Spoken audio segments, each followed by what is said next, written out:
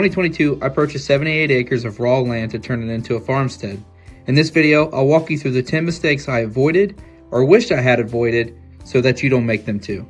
I have a bonus for you to end. The first of 10 is not writing down what you want. When I was starting to buy my farm, I had this nostalgia of living off-grid. But I had to pause for a second and think about what is it exactly that I want.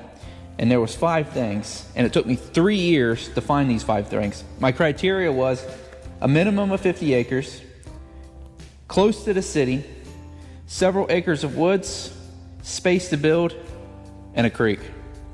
So when you're thinking about what kind of farmstead do you want, make sure to write down the list of everything you want before you go buy. Mistake number 2 to avoid: lacking plan to make money.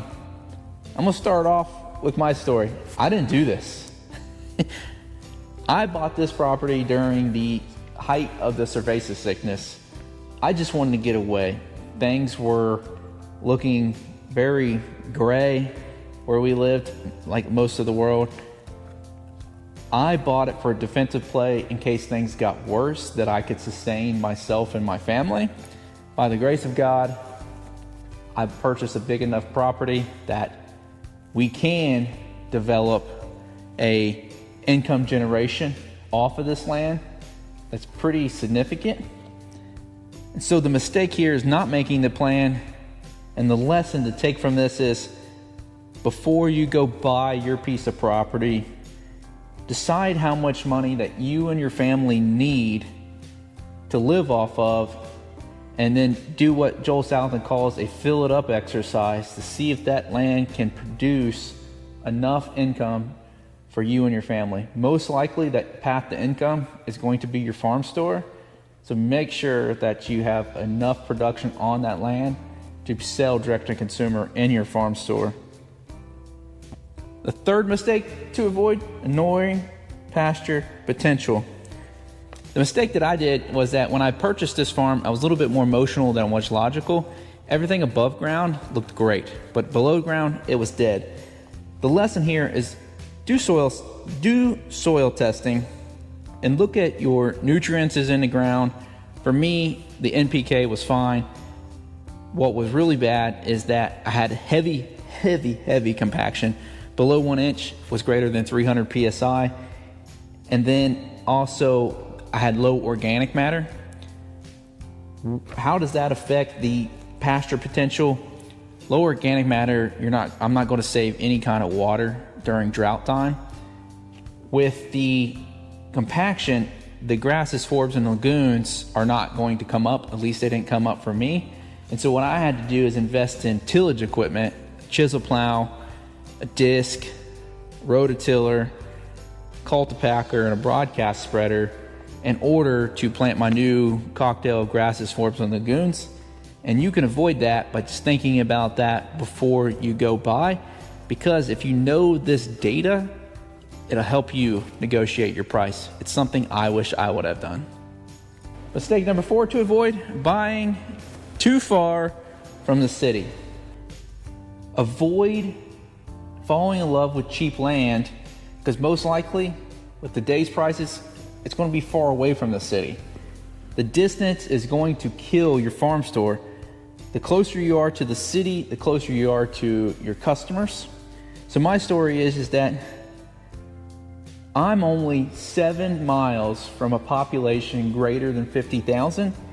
And according to the Census Bureau, not only is it a population greater than 50,000, the average household income is 109,000. Do you think these folks can afford premium products from a local farm? Absolutely. An hour away from the city, you're going to be selling most likely wholesale. But if you can get as close as possible to the city and still have your land, you're going to be able to sell direct to consumer. And that's what I'm doing. And I'm really thankful that that was on my original list of criteria. Mistake number 5 to avoid: skipping a woodlot. This was on my original list because I didn't want to underestimate the value of having wooded area. I could get timber, and I could get firewood, And then I could also have another enterprise. In the event things got worse, I could live off grid and still have a farm enterprise using the wood off my land. Plus, for hunting, that's where the animals will live. And then in our place, we bought this place and it already had trails through it. So it goes down to the creek and back up and down to the creek. It's really neat. And we've done some camping out there too. The coyotes are crazy here lately, so no camping for me. But in the event of a black swan, having firewood, in my opinion, is a necessity. Mistake number 6 to avoid: settling for a piece of property just because it's a good piece of property, but it's too close to your neighbors. So you don't want that, because when you start having your livestock and you want your privacy, it's going to eventually become an issue. I would skip the near term and focus on the long term of being able to have the mobility to move around your property. When I put this on my list of things that I wanted a large enough piece of property, and I looked specifically for where I could put my potential house before we purchased it, far enough off the road that I could have the privacy that I want and have that mobility around my farm. I personally wanted to be able to build this barn dough and then be able to have my house not too far away. That's why I chose raw land, because it starts from a blank slate. If I had to do it over again, I would do it the same way. Mistake number 7 to avoid: disregarding local regulations. Depending on who you speak to, this could go all over the place. I disregarded the regulations, but I hope by watching this video, you won't. My story is, we homeschool, and we knew that we wanted to have a homeschool co-op on this farm for kids to learn hands-on life skills, and what better place to do that than the everyday grit of a farm. With that in mind, I had a lot of anxiety because I didn't do this up front before I purchased the farm.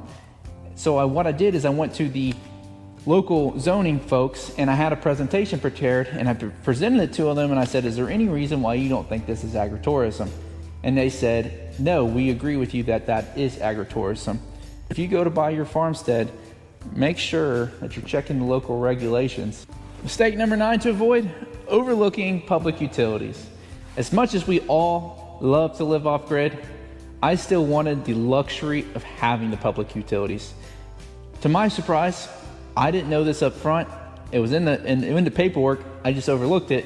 As this farm actually has sewer access because we live so close to the city. I wasn't thinking about that. What I was actually thinking about and tested for is, could we put a septic and leach field system here where we're located? And we did get approved for that, but I chose to go with the sewer access because, one, long term, it's way less maintenance. And the setup cost was essentially the same. I just avoid all the maintenance costs with leach fields and septic systems. I'm really happy we have it, because in the event something happens to me catastrophically, my family can then sell this property if they needed to a developer, or lot it off in 10-acre lots to other home buyers that want and think like you and I, but might not want 78 acres. It does give this property curb appeal. The 10th mistake to avoid: no traffic on the highway. This is my favorite one to talk about. As off-grid homesteaders or farmsteaders, we naturally want to get away from people. Farther out we go, the cheaper the land, more self-sufficiency. But if you're a direct-to-consumer farm marketer, you want traffic on the highway outside of your farm. Coming from a background of digital marketing using pay-per-click advertising, we called that traffic too, and now it's clicks. When I think about my farm, I didn't do this first, but I would encourage you to go do a traffic analysis. That's a fancy way of just saying, get a pen and a paper and set the stopwatch on your phone for 5 minutes and set on a side road and just count the traffic that goes by, and do it several times. I would do it in the morning, I did it in the afternoon, I do it different days of the week, and the average was 13 cars per minute. You want to have traffic on your car, not on your car, but on your farm, because That is how you're going to direct the consumer market and get eyeballs to your farm to create awareness and consideration and conversion so you can have a profitable farmstead.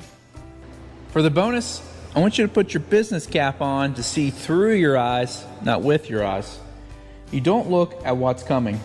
What do I mean by this?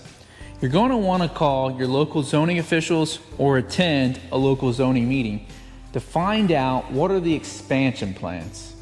Here on my farm, when I purchased it, everyone said that I overpaid. What was I doing, or what was I thinking? I purchased it for a different reason than price, as I shared earlier. But what has happened is that in just 3 years, we've had 5 developers come in and buy up the farmland around me. Why does that matter? It matters for 2 reasons. One, your land is your savings account. And when the city folk is expanding out to the country, the appreciation of land goes up. It makes the price that I paid for my property look cheap now, because the homes that are being purchased are from low as 300 all the way up to $1 million within 2 miles of my farm. The second reason, as a direct and consumer farm marketer, I think of my farm operations as a cash flow. With these new developers coming in with a house price point that high, that communicates to me that those city folk that are buying those houses have disposable income for a premium product.